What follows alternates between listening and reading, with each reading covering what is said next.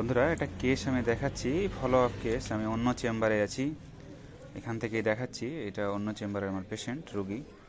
এনাকে আমি দেখেছিলাম। এনার নাম সাইবুর রহমান, 46 বছর বয়স।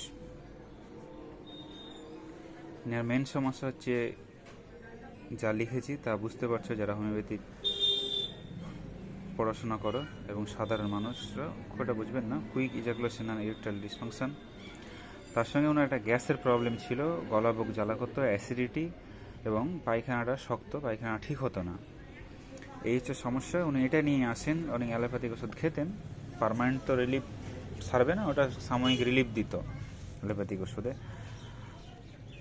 আগের একটা ওনার লিখে রেখেছি এম, এবং টাইফয়েড হয়েছিল, সাপ্রেশন অফ স্কিন ডিজিজ।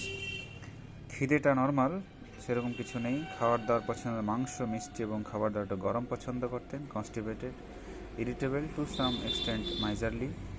এইসব সিমটমের উপরেই আমি ওনাকে জাস্ট 10-11 আগের মাসেই 24-এ, আজকে মোটামুটি 20 দিন হলো, এল ক্লাভেটাম 200 মাত্র 2টো ডোজ দিই। ওডি 2টো ডোজ দিই। Only single medicine, not polypharmacy, not patent tonic, এগুলো নয়, মাত্র 2টো ডোজ দিই।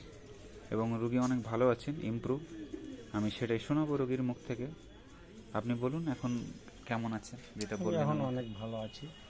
গ্যাস ট্যাসের যেগুলো সমস্যাগুলো ছিল, আমি 15 টাকা 20 টাকা দামের ক্যাপসুল না খেলে আমার ভালো হতো না।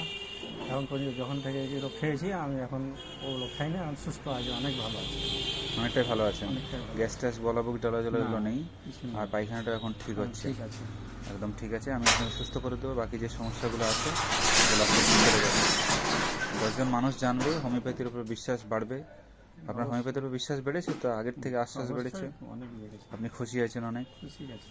অনেক অনেক সাধারণ মানুষ যারা দেখছেন আমার ভিডিওগুলো, তাদেরকে আবারও দেখালাম হোমিওপ্যাথির সাকসেস এবং হোমিওপ্যাথি।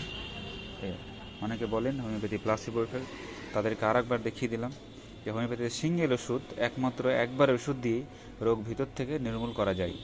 এবং উনি ভালো আছেন, রোগীর মুখ থেকে শোনালাম, আরও সুস্থ হয়ে যাবেন। এবং কেসটা আমি দেখিয়ে দিলাম, কী ওষুধ দিয়েছিলাম, কী সমস্যা ছিল।